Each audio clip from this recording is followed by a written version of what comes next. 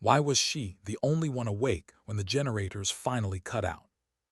The bass had gone quiet, a silence so sharp it pressed against her eardrums. She lay there on the narrow cot, eyes open, listening to the night breathe.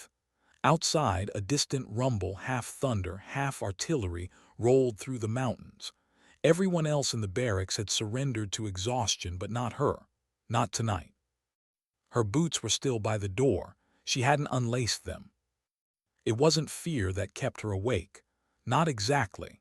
It was the weight.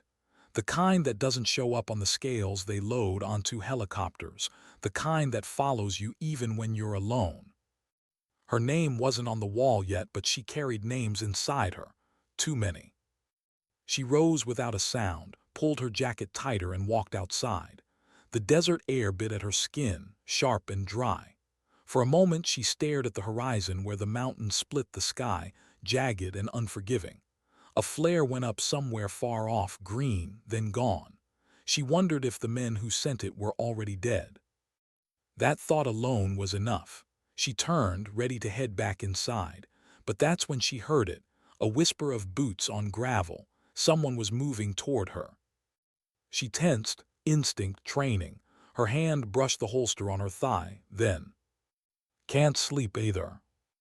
A voice, low, familiar. Ramirez, one of the younger medics, not even 25. His face caught the faint starlight, tired but searching for some kind of connection. She exhaled slowly, shoulders loosening. Not tonight. He stepped closer, his breath white in the cold. "You think it'll be bad tomorrow?" She didn't answer right away. She learned not to give hope where she couldn't guarantee it. Finally, she said, "It's always bad. Question is, how much worse?" He gave a hollow laugh. "That's what I was afraid you'd say." They stood in silence, two shadows under a star-pierced sky. Ramirez shifted, like he wanted to say something more but didn't know if he should. Finally, he asked, "Do you ever get tired of carrying them?" She glanced at him.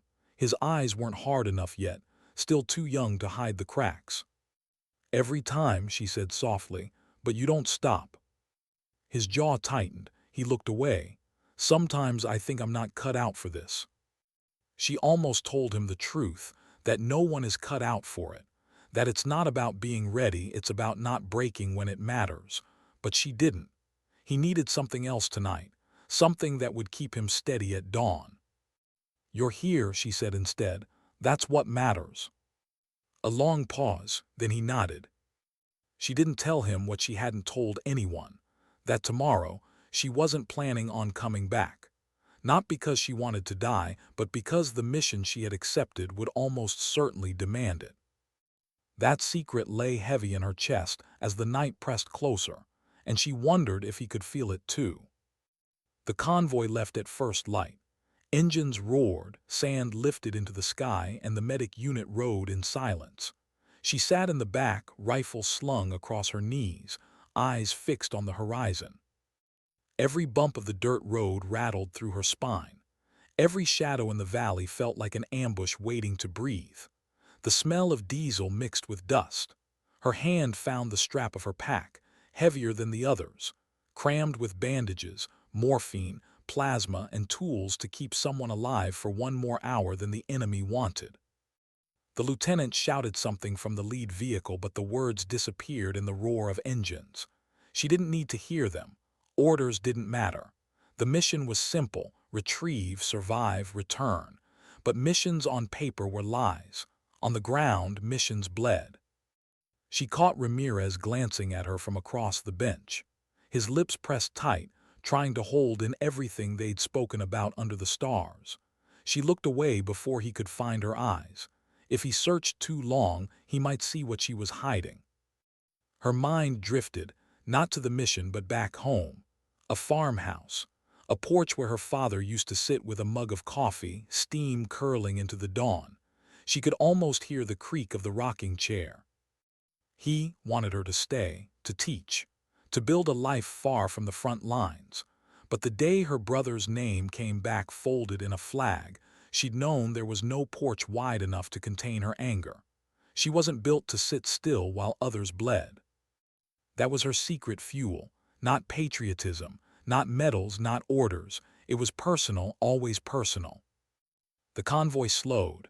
Dusk cleared. The mountains loomed closer, darker, like they'd been waiting. Then the first shot cracked. Chaos isn't loud at first. It's a blink, a pause, the way men inhale before they scream. The sound of bullets cutting the air followed. Someone shouted contact, and the convoy scattered. She hit the dirt, face down, tasting sand and blood in the same breath. Return fire, explosions. The world fractured into pieces of light and death. Her ears rang, but her body moved on its own, crawling, dragging her pack, finding the wounded. Ramirez was already working on someone by the vehicle, his hands shaking as he tied a tourniquet. She pressed her hand to the soldier's chest wound, blood soaking her palm, warm and fast. "Stay with me," she whispered, to him, to herself, she couldn't tell. For a moment the firefight blurred. All she could hear was the gurgle in his throat, the rasp of someone fighting for one more breath. "Need pressure here," she barked at Ramirez. He obeyed, fumbling but determined. His eyes wide, terrified, but he didn't stop. That was enough. The soldier beneath them coughed blood, eyes rolling back. She leaned close, so close he could hear her even as the world dimmed. "You're not done," she told him fiercely. "Not today." Her hands worked, fast, precise, pulling gauze, sealing wounds, pushing air where lungs had collapsed. Somewhere in the chaos she felt it, the line between failure and survival, and she refused to cross it. A rocket slammed into the ridge. The shockwave threw her sideways. Dust filled her mouth, her nose, her ears. When she pushed up, Ramirez was staring at her, trembling. "We can't hold." She cut him off with a look. "Then we carry." The words felt heavier than the pack on her shoulders. He nodded, swallowed hard, and went back to work. Hours later the shooting slowed. Smoke curled up from burning metal. The convoy was shattered, half the vehicles wrecked. They'd saved who they could, lost too many. She carried the last wounded man on her back, every step grinding into her bones.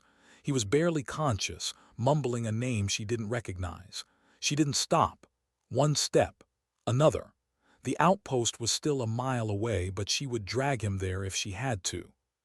Her legs burned, lungs screaming, but inside her chest something steadier burned brighter, pride. Not in herself, not in what she could endure, pride in the act itself, in refusing to leave him behind. Behind her, Ramirez staggered with another soldier slung over his shoulders. His face was red, soaked with sweat, but he didn't quit. They looked like ghosts moving through smoke, broken but unbroken. By the time they reached the outpost, her arms were numb. Her vision swam. She lowered the man gently, almost tenderly, onto a stretcher. His pulse was weak but still there. She collapsed to her knees. The world tilted. For a long moment she stayed there, staring at the dirt, her hands stained red. Ramirez knelt beside her, his voice cracked. "You did it." She shook her head slowly. "Not enough." He wanted to argue. She could see it in his face. But he didn't. He just sat there with her, the silence between them louder than any words. Above them the sky had turned a deep, bruised purple. Night was coming again. Another long night. And she knew, with a clarity that cut sharper than any blade, that tomorrow would demand even more. There was something she hadn't told Ramirez. Not yet. The real mission hadn't even begun. Why was she studying the map alone, long after the others had collapsed into restless sleep? The glow of a single lantern cast her shadow across the canvas walls. Lines, routes, danger zones. Her finger traced them as if the paper itself might give her answers. She had replayed the ambush a dozen times in her mind, dissecting every choice, every scream, every silence. But it wasn't yesterday's failure that kept her awake. It was tomorrow. Because tomorrow wasn't just another patrol. It was the mission she hadn't told Ramirez about.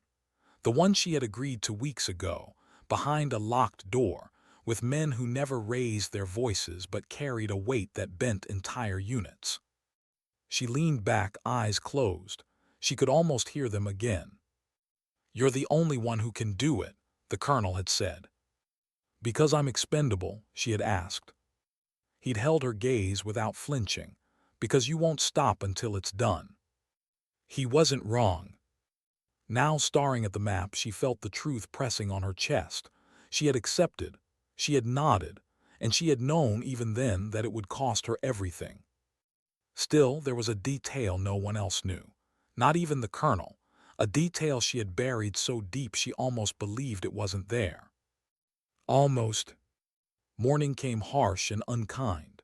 The mountains cut shadows across the valley, the kind of shadows that could hide anything. She checked her pack twice, then a third time. Supplies packed tight: plasma, morphine, dressings, IV lines, enough to patch a dozen men, or keep one alive longer than fate allowed. Her sidearm rested heavy at her hip, a weight she rarely touched but never ignored. Ramirez caught up to her by the Humvee. His face was pale, his hands raw from the night before. "You didn't sleep." "Neither did you," she thought, but instead she said, "We move soon." He hesitated. "You think we'll make it back this time?" She didn't answer, not because she doubted, because she knew. The convoy rolled out again, smaller now. Every missing body felt like a shadow in the seats. The silence was heavier too, the kind that pressed down until it was hard to breathe. She scanned the horizon as the wheels chewed gravel. Every rise in the terrain looked like an ambush. Every glint of glass felt like a sniper's eye. She wondered how many times her heart could pound like this before it gave out. But then she heard it, a cough, soft, weak. One of the soldiers in the back had taken shrapnel the day before. He had insisted he could keep moving. Now his body betrayed him, sweat dripping down his temples, lips pale. She reached for him, pressing fingers to his pulse, fast, fatting. "Pull over," she snapped. The driver hesitated, glancing at the lieutenant. The vehicle slowed, dust rose. She was already working. Gauze, IV, needles sliding in, pressure applied. Her hands were steady, practiced. But inside, something wavered. She could feel Ramirez watching, waiting to learn what he didn't know he needed to learn. "See this," she murmured as she tied the line. "You move fast, but you don't panic. He doesn't care about your fear. He just cares that you don't quit." Ramirez swallowed hard, nodding. "Right." The soldier moaned, his eyes fluttering. She leaned close, whispering words she had whispered to dozens before him. "Stay with me. You're not going anywhere. Not yet." But as the minutes dragged, she felt the truth claw at her chest. She could buy him time, but not forever. And wasn't that all she ever did? Buy time with her hands, her strength, her soul, knowing time always ran out. The outpost was a ruin. What had been a supply depot was now a skeleton of twisted steel and charred sandbags. The convoy stopped at the edge. No voices, no movement, only the smell, burnt fuel, blood, and the unmistakable stench of death in the sun. The lieutenant swore under his breath. Ramirez froze. One of the drivers crossed himself. She said nothing, just adjusted her pack, stepped out, and walked into the silence. Inside the rubble, bodies lay half-covered in ash, some still clutching rifles, some missing parts that once made them men. She knelt beside one, brushing dust from his sleeve. His dog tags glinted in the light. She read the name, committing it to memory. She always did. Names mattered. Names were the only thing death couldn't steal. But as she searched, she found something else. Not just bodies, tracks, tire marks, dragged footprints, signs of survivors or captives. Her stomach clenched. Ramirez caught up, his voice low. "What is it?" She hesitated. She could lie, say nothing, keep him blind, but his eyes, he deserved more. "Someone was taken," she said quietly. He froze. "Taken by who?"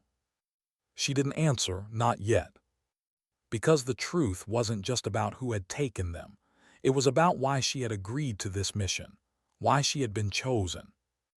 The men who were dragged from here, one of them mattered more than the rest, more than she had told anyone, more than Ramirez could know. She closed her fist around the dog tag she'd found, pressing it so hard the edges bit into her skin. By dusk they had set a perimeter. The lieutenant barked orders, men dug in, weapons scanned the horizon, but she drifted to the edge where the shadows stretched long.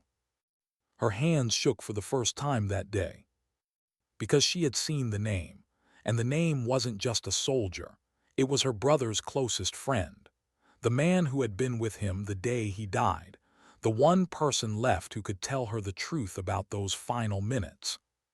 Her brother's last breath wasn't written in the reports. It wasn't etched into medals or folded into a flag. It was locked inside that man's memory. And now he was out there, captive. That was the secret she carried, the reason she had agreed when the colonel asked. It wasn't about orders. It wasn't about saving nameless men. It was about pulling one man back from the edge, so she could finally hear what her brother had said before the light left his eyes. And if she had to trade her life for his, she was ready. But Ramirez, he wasn't ready, not for this truth, not yet. She turned, finding him watching her from the firelight, his eyes full of questions he didn't know how to ask. She forced her hands to still, forced her face into the calm mask she had worn for years. "Get some sleep," she told him. He nodded reluctantly, moving back toward the others. She stayed where she was, staring into the dark, listening to the wind cut through the broken walls. And in that silence, she whispered the words she had never said aloud. "Hold on, I'm coming." Sleep never came. Instead, images flickered in her mind. The porch, the rocking chair, her brother's laugh, the weight of his hand on her shoulder the last time she saw him alive. She had buried her grief in silence, told herself she had accepted it, but that was a lie. Her silence wasn't surrender, it was fuel. She had let it grow roots inside her, deep and unseen. And from that soil her courage had grown wild, untamed. The kind of courage that made men follow her without knowing why. The kind of courage that demanded a price she was willing to pay. Now, as dawn crept across the horizon, she shouldered her pack once more. The lieutenant gave orders. The convoy would move out at first light, searching for the missing. She said nothing, just adjusted her strap, checked her rifle, and walked toward the Humvee. Ramirez fell in beside her. His voice was quiet, almost a whisper. "Why do you look like you've already said goodbye?" Her chest tightened. For a moment she almost told him everything, almost. Instead she gave him a small, tired smile. "Because sometimes you say goodbye before you leave." He frowned, confused, but she didn't explain. The engines roared to life, dust lifted. And somewhere beyond the mountains, the man who held her brother's final words waited in chains. She would find him, or she would die trying. Why did the horizon feel like a trap waiting to close? The convoy moved at dawn, engines grinding against the mountain road. Dust clung to everything, clothes, skin, lungs. The air smelled of oil and sweat, but beneath it all was the faint scent of fear, sharp and undeniable. She sat in the back again, helmet low, rifle steady across her knees. Her pack pressed against her spine, every piece of medical gear shifting with the bumps of the road. Around her, the men stayed quiet, each locked in his own war of nerves. Ramirez sat across from her, eyes darting between the ground and her face. He wanted to ask. She could see it. But the silence of soldiers is stronger than curiosity. Questions died in the throat when survival was at stake. The lieutenant broke the silence over the radio. "Scouts report movement ahead. Could be them." Could be. Those words had become the most dangerous in her vocabulary. The convoy slowed, tires crunching on gravel, weapons shifted. Men leaned forward, eyes narrowing into the rising sun. The valley ahead stretched wide, barren and open. Too open. Her pulse quickened. Ambush country. She leaned toward Ramirez. "Stay low, no matter what." He nodded, his throat tight. The vehicles rolled another 100 yards. Then nothing. just wind whistling through rocks. The lieutenant raised a hand. The convoy stopped. Engines idled, a low growl that made the silence heavier. That's when she saw it. A flash, small, metallic, half buried in the dirt. Her heart lurched. "Stop," she shouted. But the word came a second too late. The explosion ripped through the lead vehicle, fire and steel splitting the air. The blast wave hit her like a fist, throwing her against the wall of the Humvee. Ears ringing, chest burning, she scrambled to breathe. Men screamed, flames licked the sky. And the gunfire began. Chaos erupted. Bullets sparked against metal, shattering glass, tearing into sand. She hit the dirt, dragging her pack with her, crawling toward the nearest scream. A soldier lay by the wheel well, his legs shredded, blood spraying. She threw herself beside him, tourniquet out, tightening until he howled. Her hands didn't shake. They never shook when it mattered. "Pressure," she shouted at Ramirez, who had already dropped beside her. His face was pale, but his hands pressed down where she pointed. "Hold it, don't let go." He nodded, jaw clenched. Bullets snapped overhead. She ignored them. She worked fast, gauze, tape, needles sliding into a vein.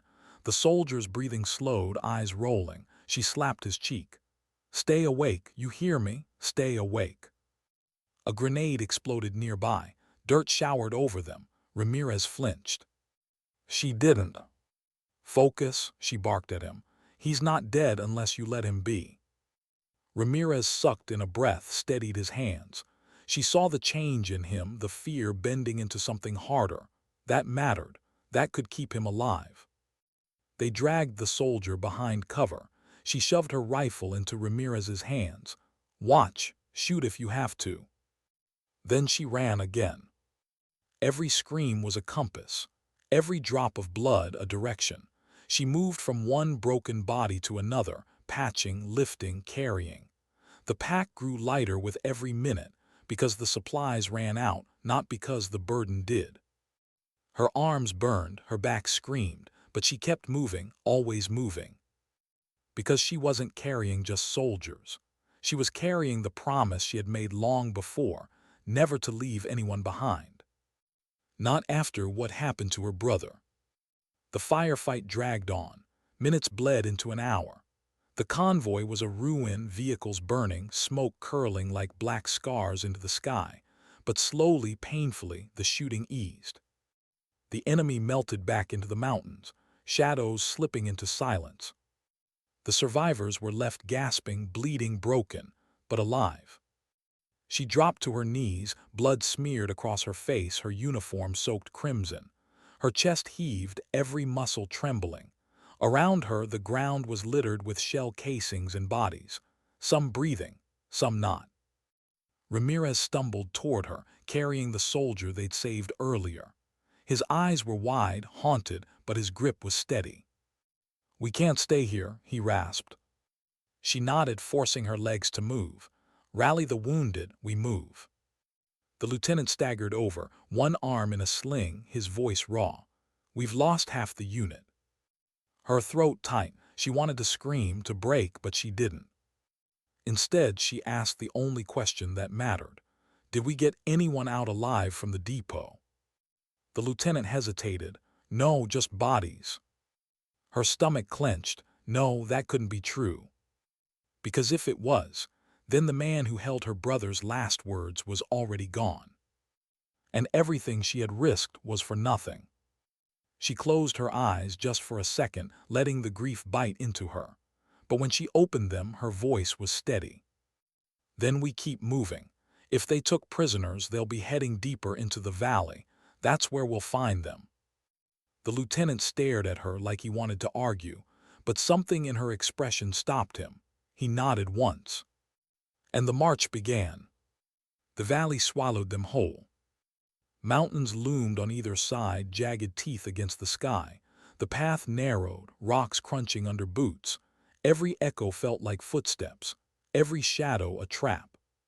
She carried one of the wounded over her shoulders, his breath hot against her neck.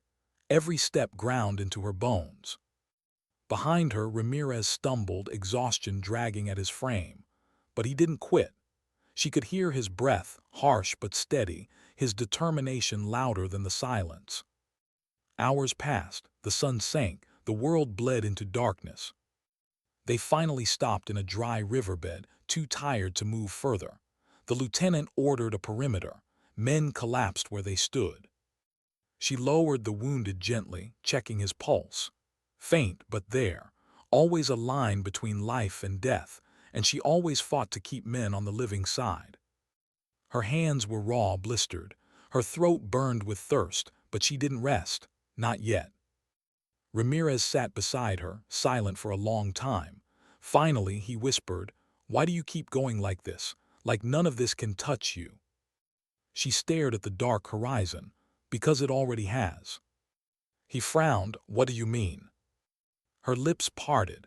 For a moment, she almost told him the truth, that this wasn't just about survival or orders or duty, that this was about her brother and the one man who could give her closure. But the words stuck in her throat. She couldn't give them to him, not yet. Instead, she whispered, "Because if I stop, someone dies." He looked at her, eyes heavy but full of something she recognized. Respect, maybe even faith. He didn't press further. And that silence, for the first time, felt heavier than words. That night's sleep came like a thief, broken, uneasy. In her dream, she was back on the porch. The rocking chair creaked. Her father stared at her with eyes she couldn't read. "Why didn't you stay?" he asked. She wanted to answer, wanted to tell him she couldn't live with silence, that she had to chase the echo of her brother's last breath. But her mouth wouldn't open. Instead, she looked down and saw blood on her hands. The chair creaked again, empty now, her father gone. And from the shadows, a voice whispered, "You'll never find him." She woke with a gasp, sweat cold against her skin. The valley was still dark, the men still sleeping. Only Ramirez stirred, watching her with tired eyes. "You dreamed too loud," he said softly.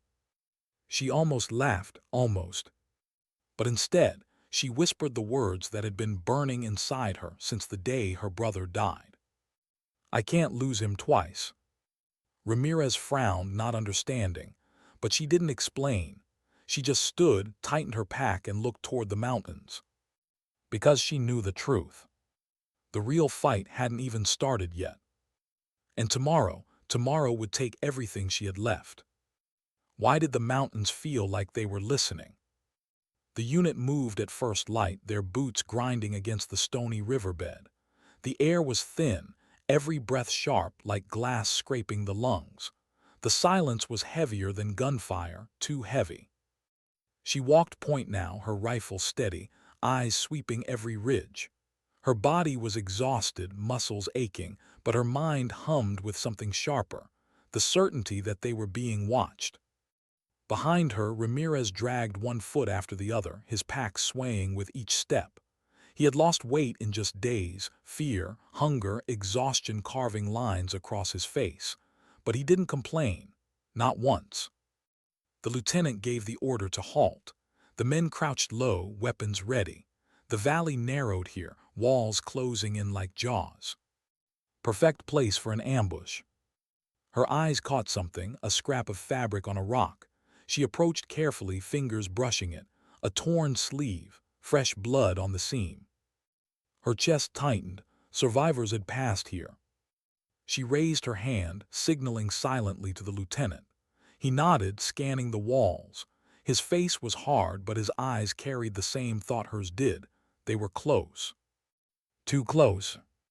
They pressed on, every step deliberate, every sound magnified. The sun climbed higher, baking the stone until heat shimmered in waves. Sweat stung her eyes. Her tongue felt like sand. Then she heard it. A cough, small, human. She froze, hand up. The men halted instantly, hearts beating loud enough she swore the enemy could hear. She followed the sound, creeping along the rock wall. Another cough, weak, painful. Her hand slid to her sidearm. She turned the corner. And there he was. A soldier, shackled, hands bound, face bruised and swollen. His eyes fluttered open as sunlight touched him. He saw her, and for a moment disbelief cracked across his face. She dropped to her knees, cutting the bindings, pressing water to his lips. He drank greedily, choking, coughing, but alive. The lieutenant hissed, "We can't stay." But she ignored him. Her hands pressed against the soldier's chest, feeling his heartbeat, faint but steady. Then she asked the only question that mattered. "How many?" The soldier's cracked lips trembled. His voice rasped out, barely audible. "3, taken north, camp hidden." Her blood ran cold. North. That meant deeper, more dangerous. But more important, alive. She pressed his hand gently. "You're safe now." But even as she said it, she knew it was a lie. Safe was a word that had no meaning here. They pulled the rescued soldier back to the group. Ramirez worked quickly, checking wounds, dressing cuts. His hands no longer shook. He moved with urgency but also confidence. She watched him quietly, pride sparking in her chest despite the weight pressing down. He was learning, hard lessons but necessary ones. The lieutenant crouched beside her, voice low. "We don't have the numbers to chase ghosts in these hills. If prisoners are north, it's a suicide run." Her jaw tightened. "If we leave them, we're signing their death warrants. They may already be dead." She looked him dead in the eye. "Not all of them." The lieutenant studied her, searching for the reason she spoke with such conviction. But she gave him nothing, not the truth, not yet. Finally he exhaled. "You're willing to risk everyone." Her voice was steady. "I'm willing to risk myself." Ramirez overheard. His eyes snapped to hers, wide, searching. She didn't look at him. The lieutenant shook his head, but he didn't argue further. Orders here were fragile things. Will was stronger. They set camp at dusk. The rescued soldier slept, shallow breaths rattling in his chest. The men ate in silence, every bite tasting like ash. Ramirez sat beside her, pushing food around his tin. Finally he said, "You knew, didn't you?" She didn't look at him. "Knew what?" "That they'd be alive, that someone was out there, you weren't surprised." Her chest tightened. He was too sharp for his own good. She exhaled slowly. "I hoped." He shook his head. "No, not hope, something else. You're chasing something." Her hands stilled. She could feel his eyes burning into her. He deserved the truth, but truth was dangerous. Truth made people vulnerable. Finally she whispered, "There's someone out there I can't leave behind." He frowned. "Who?" She almost said the name, almost, but the words caught in her throat. Instead she said, "Someone who matters." Ramirez studied her, frustration written across his young face, but he didn't push. Not tonight. The silence stretched between them, long and heavy. Above, the stars spread wide across the black sky, cold, distant, watching. The next day they climbed. The path north was brutal, jagged rocks, thin air, cliffs that crumbled under boots. Men slipped, cursed, bloodied their hands on stone, but they pressed on. Every step closer to the camp, every step closer to the truth she had buried for so long. Her body screamed, but her mind burned. She could see her brother's face again, hear his laugh, feel the weight of his arm around her shoulders. And always that unanswered question, what were his last words? She needed to know, needed to carry them like she carried every wounded man on her back, needed to make his voice part of her survival. The thought drove her harder, faster, until Ramirez finally grabbed her arm, panting. "You're pushing too fast. They can't keep up." She stopped, turning to see the men behind her. Exhaustion etched into their bodies, sweat streaking their faces. She forced herself to slow, to remember that leadership wasn't about running ahead. It was about carrying everyone, even the broken. She gave Ramirez a small nod. "You're right." He blinked, surprised. "You actually admitted that." For the first time in days, she almost smiled. "Don't get used to it." The faintest laugh cracked between them, small but real. And for a moment the weight felt lighter. By nightfall they reached a ridge. Below, hidden among the rocks, flickered lights, fires. The camp. Her chest tightened as she crouched low, scanning through binoculars. Tents, armed guards, and her breath caught. Prisoners. She could see them, figures slumped in chains, faces pale, bodies broken but alive. Her hands trembled for the first time. She pressed the binoculars harder to her face, searching, desperate. And then there. One face among the shadows, beard ragged, eyes swollen but unmistakable. Her brother's friend, the man she had been chasing through silence and blood. Her throat closed, the truth she had buried pressed like a knife in her chest. He was alive. Ramirez leaned close, whispering, "You found what you were looking for, didn't you?" Her eyes burned, but she didn't answer, couldn't. Because the truth was too heavy for words. Instead, she whispered only one thing. "We go in at dawn." That night sleep didn't come. She sat alone, staring down at the camp, listening to the faint crackle of fires below. Every memory pressed against her. Her brother's laugh, her father's silence, the folded flag on her porch. She thought of the wounded she had carried, the lives she had held in her hands. She thought of the men who trusted her now, waiting for dawn.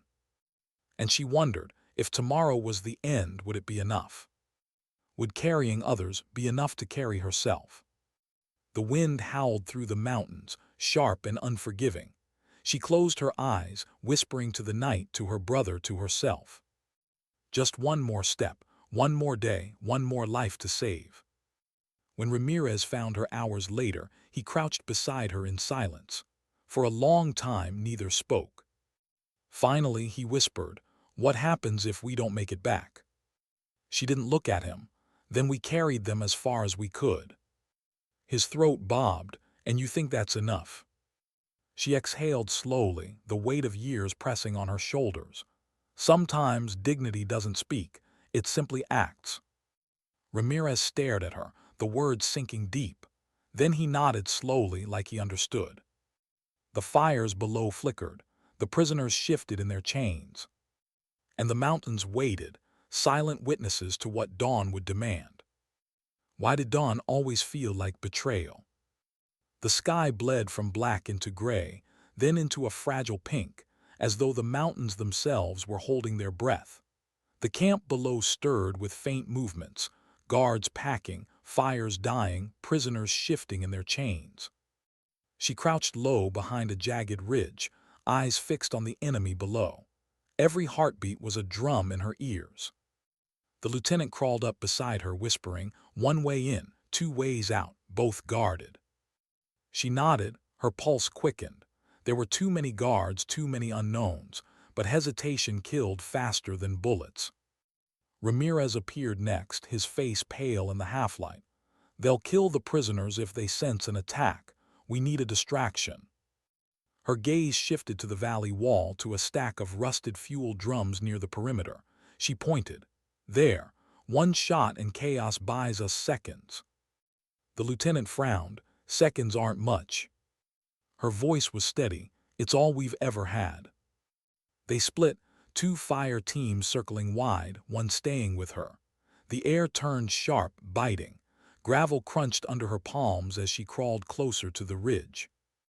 Her rifle steadied, breath in, breath out. Through the scope, the world narrowed to one image. A guard walking past the drums, rifle slung casually over his shoulder, unaware of the storm above him. Her finger tightened. The crack of the shot split the silence. An explosion tore the camp awake, flames leaping high, smoke curling into the sky. Guards shouted, prisoners cried out, confusion spreading like wildfire. "Go," the lieutenant roared. They descended. Gunfire ripped the morning apart.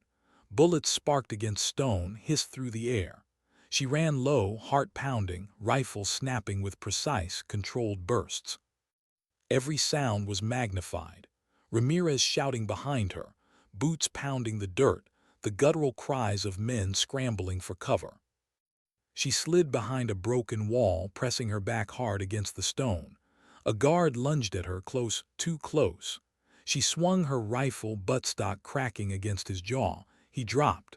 She didn't stop. The prisoners.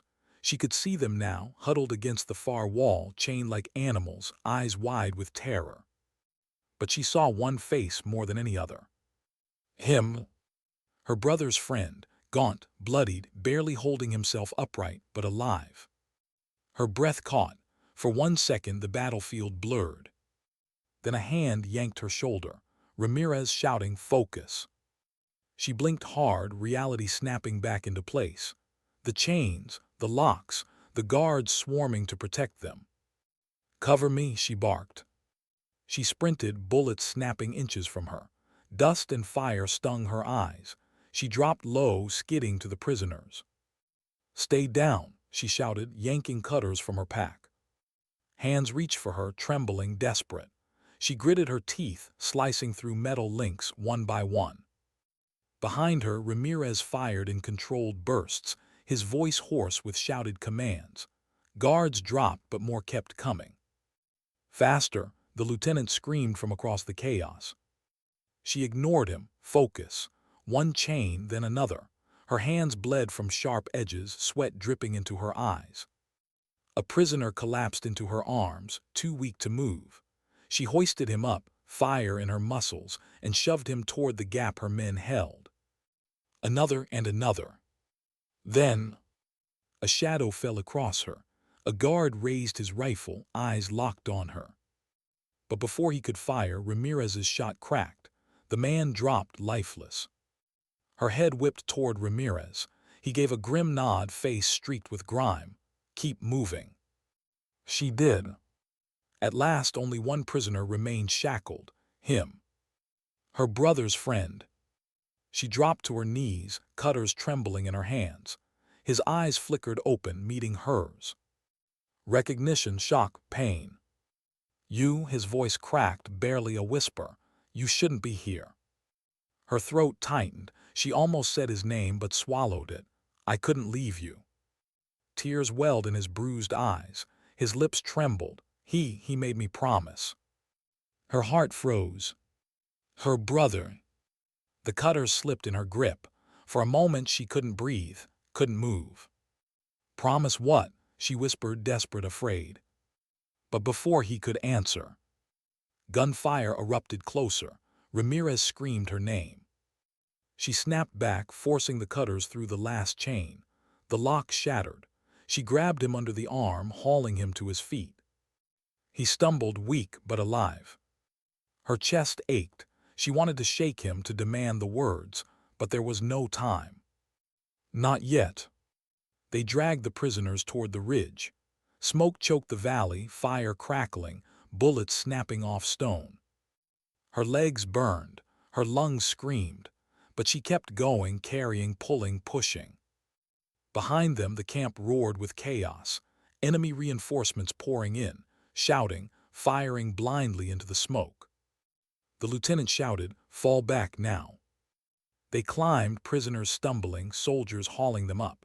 She carried two at once, strength born of desperation, not muscle. Every step felt like drowning, but stopping wasn't an option.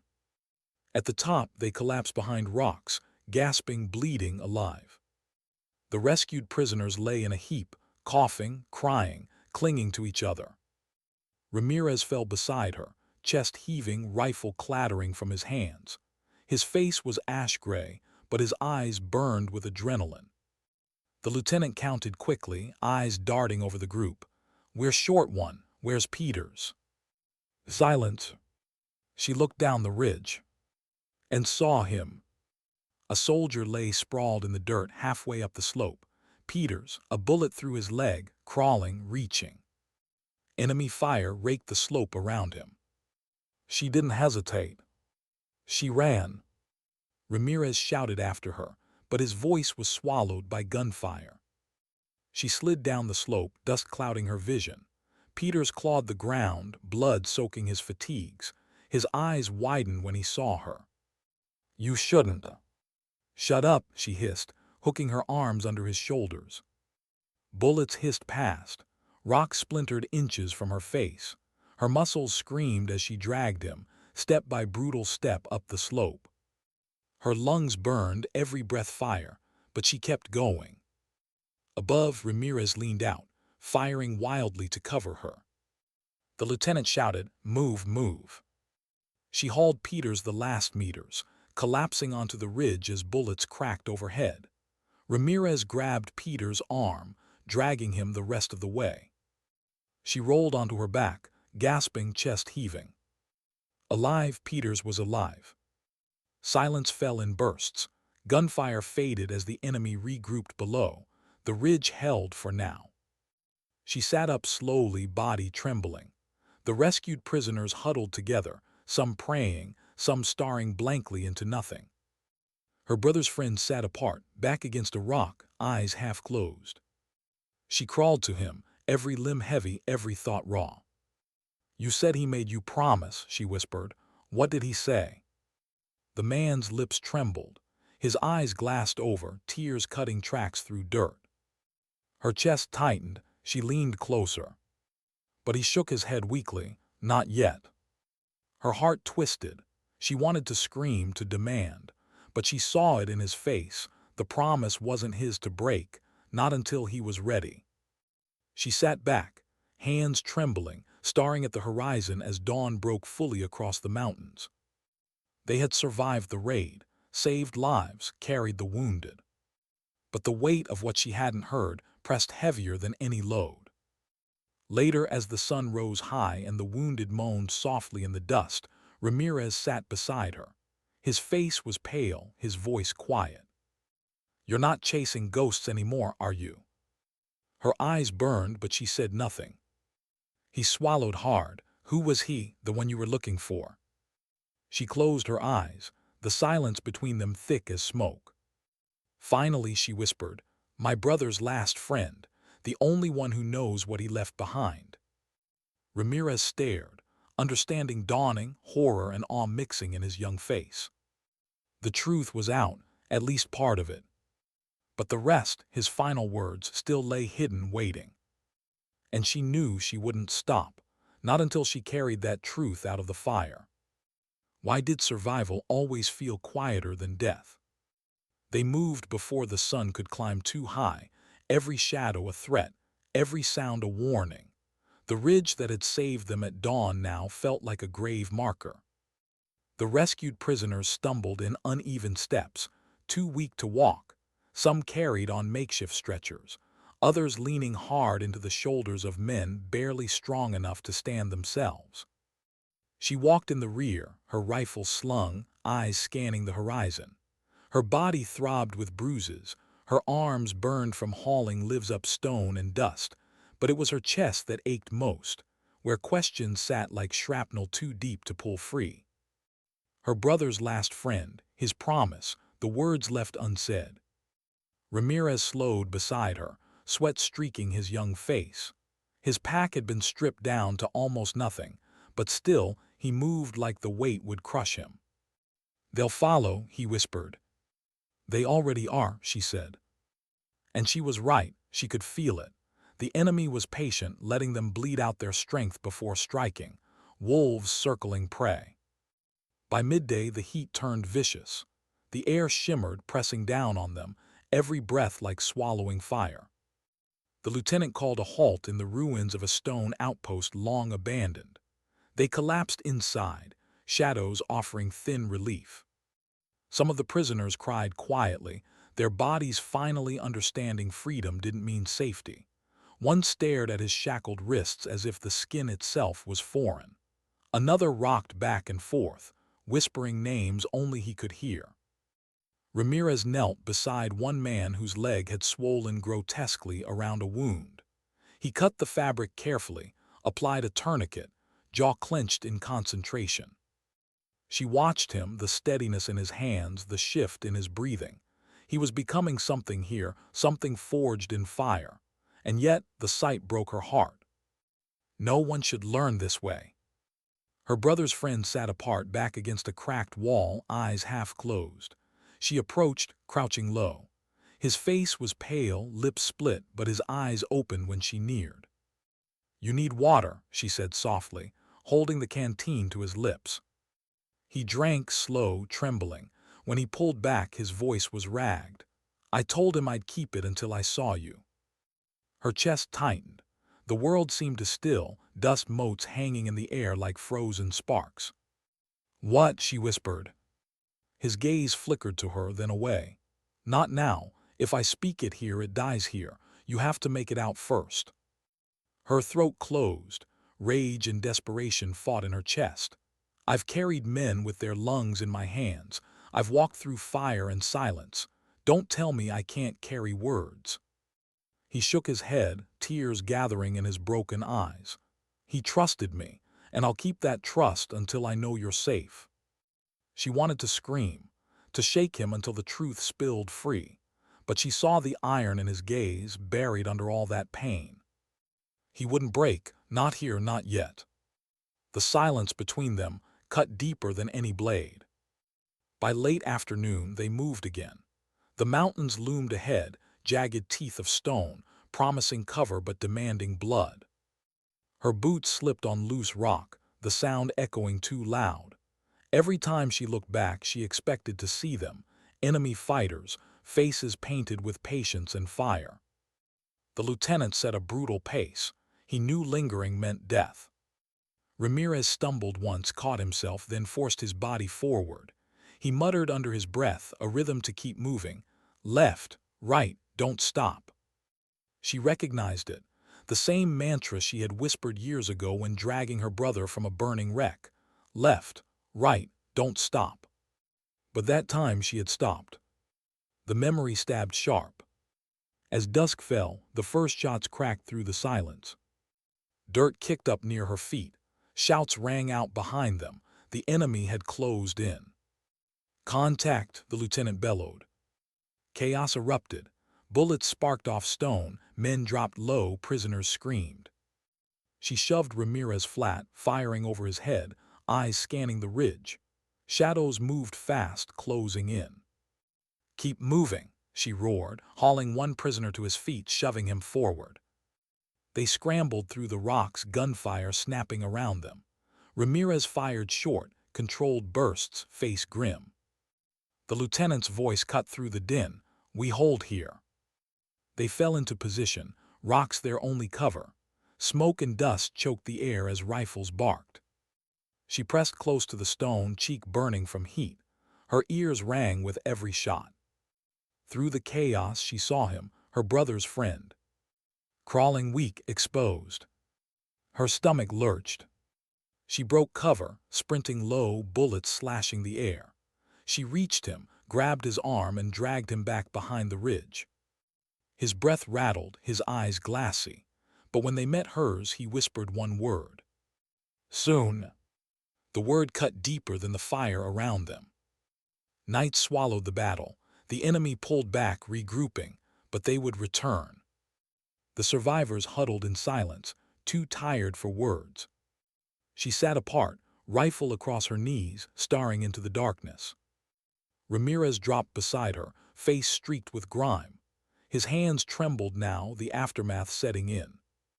He whispered, "We can't keep this up. They'll wear us down." She didn't look at him. "Then we keep moving until we can't, and when we can't, we carry each other."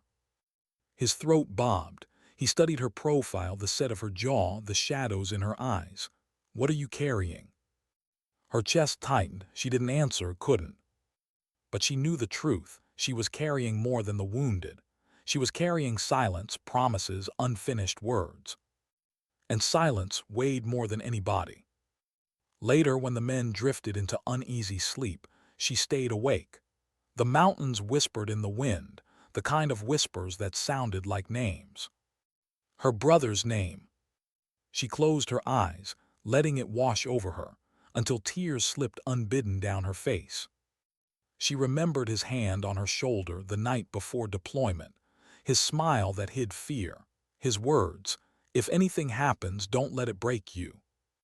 But it had. She brushed the tears away harshly, jaw tightening. She couldn't let the others see, couldn't let Ramirez see.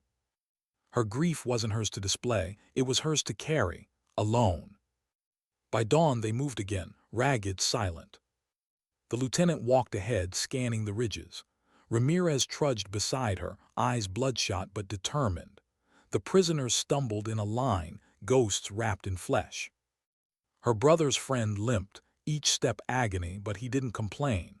His eyes stayed fixed forward, as if walking toward something unseen. She watched him, her chest tightening. Every step brought her closer to the truth, but the truth stayed just out of reach. Her mind whispered questions she couldn't silence. What had her brother told him? Why keep it hidden? And when it came, would it save her or destroy her? The wind howled through the mountains, carrying no answers. Only silence. And she carried that silence like she carried the wounded, with pride, with pain, with love no enemy could destroy. Why did trust always vanish faster than blood? The sun was cruel, high, and merciless when the lieutenant ordered a halt. They found cover in a dry ravine, its walls carved by centuries of vanished water. The men slumped against the stone, prisoners collapsing in heaps, their strength long since bled out. She sat apart, her rifle across her lap, eyes fixed on the horizon. The silence wasn't peace, it was waiting. Ramirez dropped beside her, wiping grit from his face. His voice was rough. How long do you think before they hit us again? She didn't answer. She didn't need to, he already knew. The enemy was patient, circling, herding them toward exhaustion. But exhaustion was what scared her. It was the cracks forming inside the group. She saw it in the lieutenant's eyes when he scanned the prisoners. Doubt, calculation, as if weighing how many could be left behind to save the rest. She clenched her fists. She had carried every wounded man she could, dragged them through fire and stone, because leaving someone behind wasn't survival, it was surrender. And surrender killed something deeper than flesh. By late afternoon, the air shifted. A sound carried across the stones, one that made her blood run cold. Footsteps, not one, not too many. She raised a hand, the unit froze. The sound grew louder, closer. Then they appeared, shadows cresting the ridge above them, rifles glinting in the sun. Enemy fighters, dozens. The lieutenant cursed under his breath, too many. Ramirez's voice cracked. We can't outrun that. She scanned the ravine, eyes racing. No cover, no escape. Unless... Her gaze caught a narrow cut in the wall, half hidden by shadows. A passage, dangerous, unstable, but it led deeper into the mountains. She pointed there. The lieutenant hesitated. That's a grave. Her voice was steel, so is staying here. They ran. The ravine exploded with gunfire. Bullets tore the air, stones shattering around them. Prisoners screamed. Soldiers shouted. She shoved one man forward, then another, her lungs burning, legs screaming. Ramirez fired over his shoulder, face set in grim determination. The narrow cut swallowed them, the walls pressing tight. Darkness cloaked them, gunfire fatting behind. But the silence wasn't safety. It was a trap. Inside, the passage twisted like a scar, the air damp, the floor slick with loose stone. Their footsteps echoed, too loud, bouncing back at them like whispers. Ramirez stumbled once, catching himself on the wall. His breath rasped. Feels like we're walking into their jaws. She said nothing, but she felt it too. The darkness pressed against her skin, heavy, suffocating. Then a voice echoed ahead. Drop your weapons. They froze. Shadows moved at the far end of the passage. Figures stepped forward, rifles raised. Not enemy uniforms. Not exactly. Locals armed, hard-eyed, wearing no flag but their own. The lieutenant raised his hand slowly. We're passing through. We don't want trouble. The leader spat on the ground. You already brought it. Guns tightened, fingers twitched.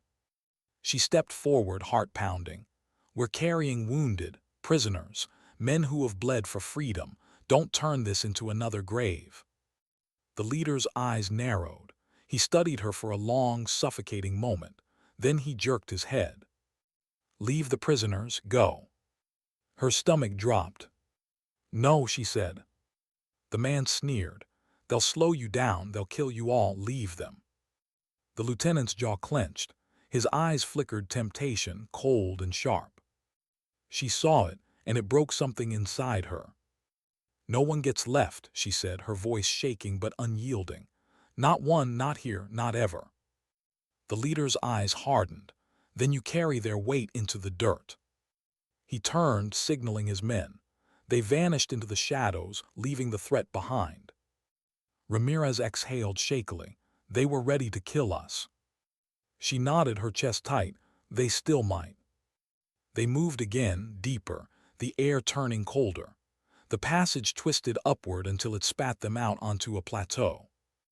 The view should have been beautiful, valleys stretching into forever, peaks cutting the sky, but all she saw was distance, miles between them and safety, miles they might not have left in their bodies. They collapsed, men and prisoners alike, bodies shaking with exhaustion. She sat near her brother's friend, watching him shiver in the thin air. His lips were blue, his breath ragged. Finally, she couldn't hold it in. You said he made you promise. My brother, what was it? His eyes flickered open, searching hers. Pain lived there, but so did something else, something like guilt. He told me if it came to it, if he didn't make it. His voice cracked, breaking into silence. Her heart raced. What? The man swallowed hard. That I had to tell you why he stayed behind, why he didn't run when he could have. Her breath caught, the air felt too thin. Why, she whispered. But before he could answer, the lieutenant called sharply, we move, now. The moment shattered, the words drowned. She clenched her fists until her nails cut skin. The truth was there, so close, and still out of reach. They pushed on, every step agony. The prisoners staggered, the soldiers half carried them, the mountains offering no mercy. By dusk, they found a hollow beneath a cliff, setting a fragile camp. Fires were forbidden. Darkness swallowed them whole. The men huddled together, exhaustion breaking into whispers. One soldier murmured about his daughter's first steps, how he had missed them. Another about the farm waiting back home, fields that might never feel his boots again. Their words cut the night, human and fragile. She sat apart, staring at the stars. Her brother's name hung in the constellations, unspoken, unbearable. Ramirez approached quietly, lowering himself beside her.